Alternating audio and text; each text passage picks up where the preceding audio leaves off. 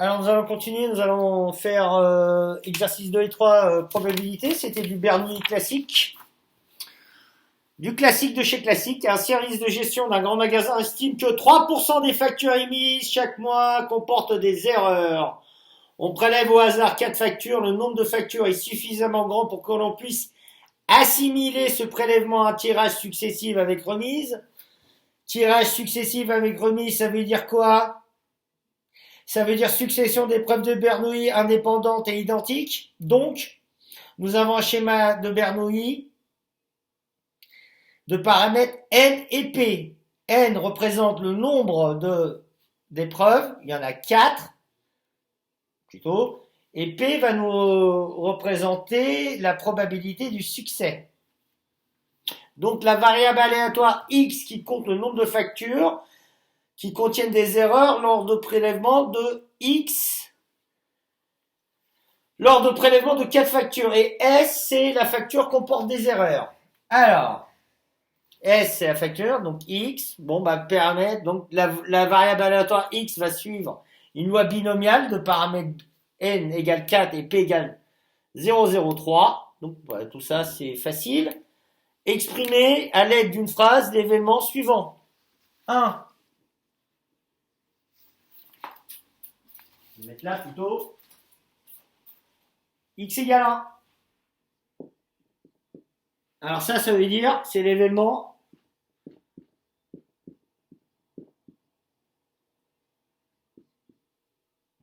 on a exactement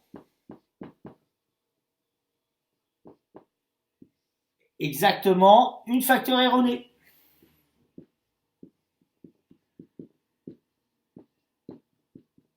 Erronée 1n ou 2n? Non, il est où le fait?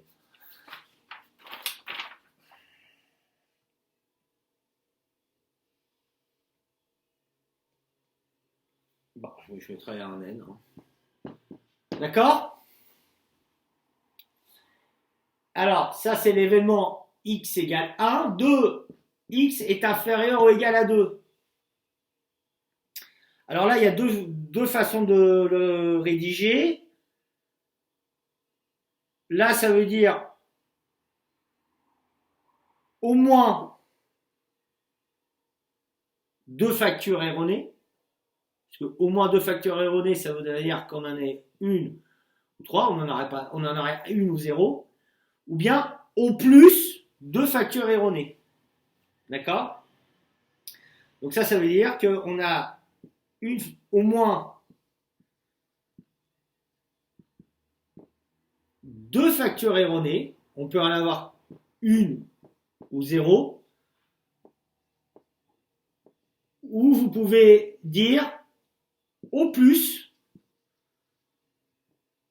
une facture erronée. Au plus 2 factures erronées. D'accord? Donc, expliquez pourquoi. Donc voilà comment on peut décrire en une phrase les deux événements x égale 1, x est inférieur ou égal à 2, car x, la variable aléatoire x, dans notre exercice, désigne le nombre de facteurs contenant des erreurs. Non, attends, x comptabilise le nombre de factures qui contiennent des erreurs. X comptabilise le nombre de factures contenant des erreurs. Nombre de factures contenant des erreurs. Contenant des erreurs. Contenant des erreurs. Voilà. Voilà pour cette question qui était somme toute facile. D'accord? D'ailleurs, je vous ai fait un tuto où j'explique x inférieur à 1, x au moins ou plus, et je vous ai précisé que la difficulté un petit peu de ce chapitre, enfin pour moi personnellement, c'est un petit peu le vocabulaire. Voilà, je cherchais mon effaceur.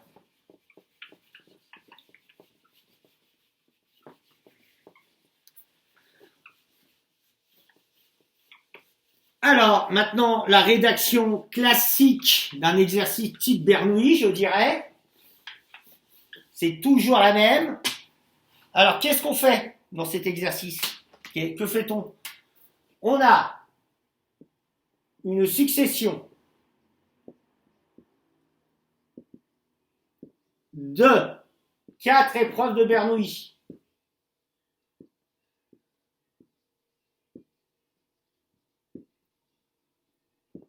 Pourquoi avons-nous une épreuve de Bernoulli?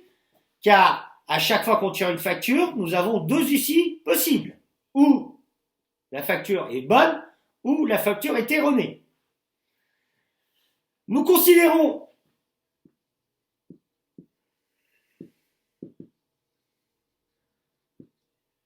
cette succession comme ce prélèvement comme un tirage successif avec remise. Nous considérons ce prélèvement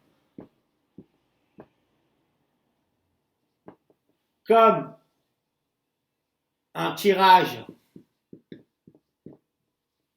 successif avec remise.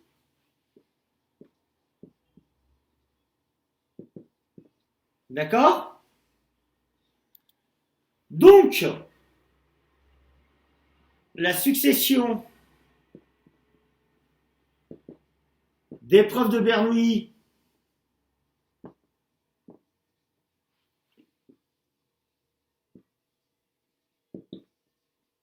est identique et indépendante.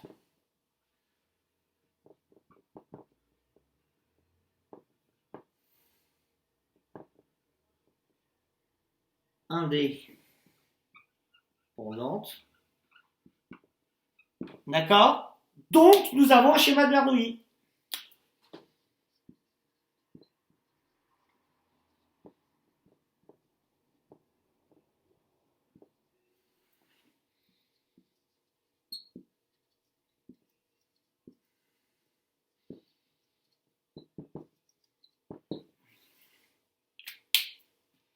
Voilà. Deux paramètres. Ah oui. Deux paramètres. Oui, alors. On va peut-être le mettre après, le paramètre. Oui, on peut le mettre là. Deux paramètres.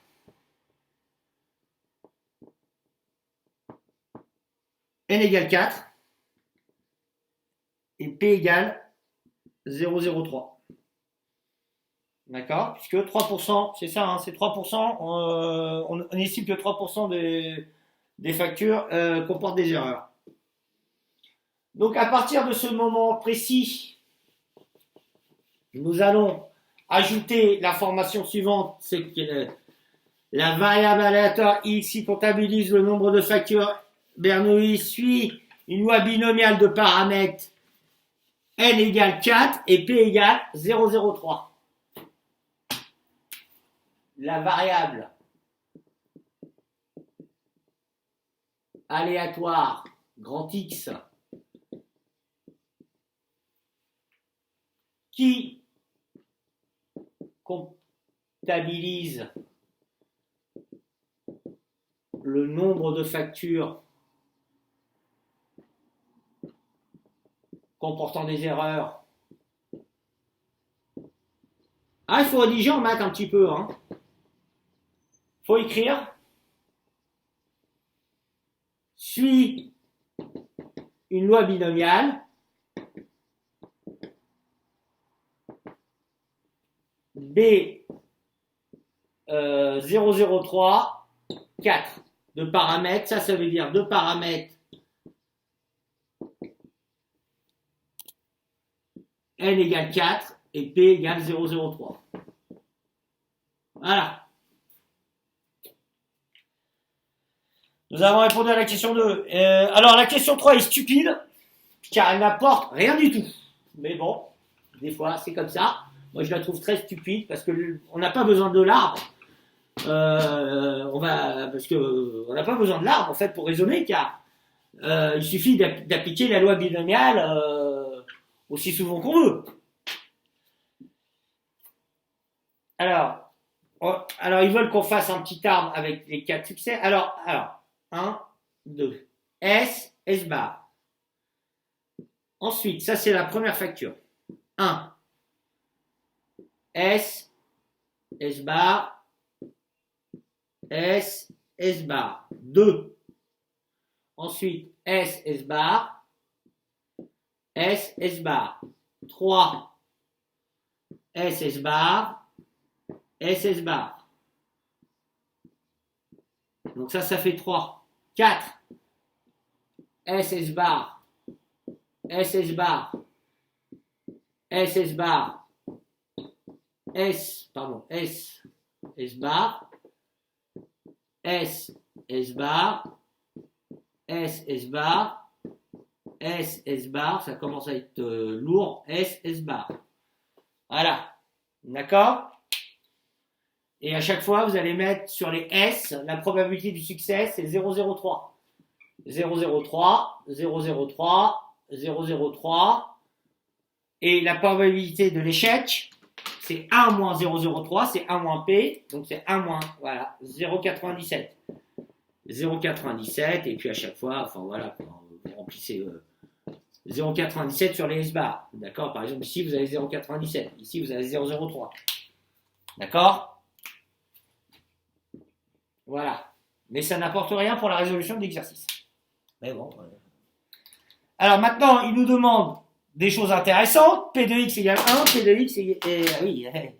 Et puis il nous demande de calculer une expérience mathématique. Très bien. Donc voilà, ça c'est un arbre. Hein. Bon, mais on a toujours les mêmes règles sur les arbres. La probabilité, la somme des probabilités des branches est égale à 1, 0,03 plus 0,97 égale à 1. Ça, c'est fondamental. Alors, pour répondre à la question 4, c'est simple comme bonjour. L'application de la loi binomiale. Et je vais vous faire aussi l'application à la calculatrice. Je crois qu'il faudrait que je vous la fasse. Je vous la ferai dans la prochaine vidéo. L'application à la calculatrice. La calculatrice peut vous donner ses résultats. Enfin, je sais le faire sur calculatrice graphique Casio, bien sûr. Sur les Texas, il faudra regarder les tutos pour les Texas Math. Alors, on nous demande... Alors, on va carrément, maintenant, une fois qu'on a fait ça, on va écrire la loi binomiale. Alors, d'après la loi binomiale, on va rappeler notre formule, car on connaît très très bien le cours de M. Isikian. Donc, à partir de ce moment-là, on n'a pas de problème pour passer les E3C pour avoir des belles notes. P de x égale K égale CNK. K représente le nombre de succès et N le nombre de répétitions. Fois P, la probabilité du succès à la puissance K, fois la probabilité de l'échec à la puissance N-K. D'accord? Et nous voulons P de x égale 1. Alors, P de x égale 1. Ici, nous allons remplacer K par 1. Alors, ça nous donne 1, 4 fois 0,03 à la puissance 1 fois 0,97, c'est-à-dire l'échec à la puissance 4 moins 1, c'est-à-dire 3. D'accord? Alors, C4,1, je ne vais pas refaire à la calculatrice, c'est 4, le résultat, fois 0,03 fois 0,97 à la puissance 3, et ça nous donne menu 1, 0, alors 4 fois 0,03 fois 0,97 xy3, et ce qui me donne 0,1095, et on veut des résultats à 10-4 près. Alors ça nous donne 4 fois 0,03 fois 0,97 chapeau 3 à la calculatrice, et ça nous donne 0,1095 arrondi au millième. D'accord? Alors, ensuite ils veulent P de x inférieur ou égal à 2. Alors, P de x inférieur ou égal à 2, ça va être P de x égale 0, plus P de x égale 1, c'est-à-dire la probabilité d'avoir aucune facture fausse, la probabilité d'avoir une facture erronée, plus la probabilité d'avoir 2 factures erronées. Alors, il nous manque 2 probabilités, celle-là on l'a déjà calculée, il nous manque celle-là et celle-là. Donc P de x égale 0. Je reprends ma loi binomiale. Ça me fait C 0,4 fois 0,03, le succès à la puissance 0, fois l'échec 0,97 à la puissance n-4, c'est-à-dire 4 moins 0, c'est-à-dire 4. Et donc C 0,4, ça nous donne 1 fois 1 fois 0,97 puissance 4. Et on veut un résultat arrondi à...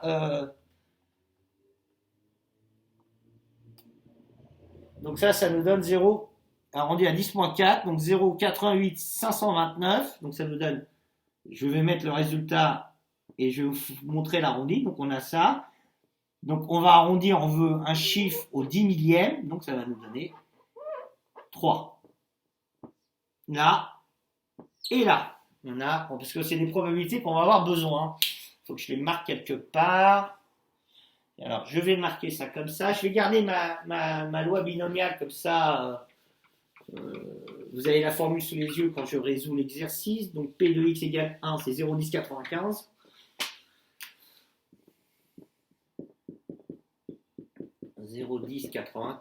P de x égale 0, c'est 0,853 arrondi à 10-4 près. Et maintenant, il me faut P de x égale 2. Pour terminer tout ça, hop. Alors, P de x égale 2. Je remplace K par 2. Et ça me fait C de 4, puisque j'ai toujours 4 répétitions. Je tire 4 factures. Fois le succès n'a toujours pas changé. C'est 0,03, 3%. Puissance 4. Puissance 2, oula, fatigué là. Fois 0,97, c'est-à-dire l'échec. Puissance n-k, c'est-à-dire le nombre de 4 moins 2. Alors, j'ai juste ces 4 2 à trouver à la calculatrice. Et ben, je vais refaire une énième fois, je prends ça. C'est pas compliqué, je fais option. Et je fais. Alors ça, il n'y a rien qui m'intéresse, il faut que je cherche proba. Il n'y a rien qui m'intéresse là. Bon. Non, j'ai pas fait option, j'ai fait vars. Je me suis trompé. Ça arrive. Option. Ah ben voilà. Je trouve mon proba. Proba. CNR. Alors je fais 4, 2. 4. C. 2. Il va me donner 10, je crois, non? Un truc comme ça. Non, 6, c'est ça? 6. Alors ça fait 6. D'après ma calculatrice, 6. Ensuite, j'ai 0,03 au carré,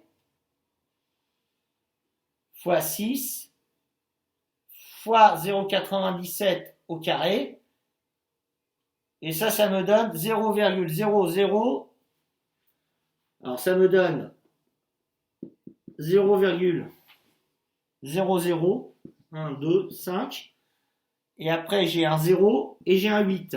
On veut à 10-4, on arrondit au supérieur parce que 8 est plus grand que 5. Donc ça va me donner ça. 0,51. Et donc maintenant, pour avoir la probabilité de P de x inférieur à 2, c'est la somme de 0,1095 plus 0,8853 plus 0,0051, ce qui me donne... application numérique, il est où mon corrigé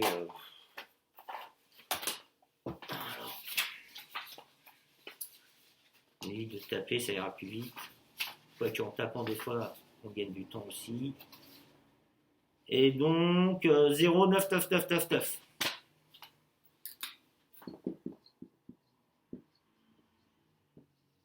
D'accord?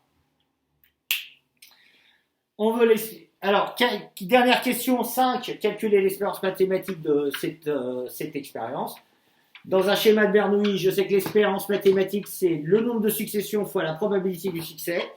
Ça veut dire que EX, c'est N fois P. Donc ici, j'ai E qui est égal à 4 fois 0,03, et ça nous fait 0,12. Voilà, ça veut dire que on a 0,12 facteurs erronés sur un grand nombre de grand nombre de factures. Voilà.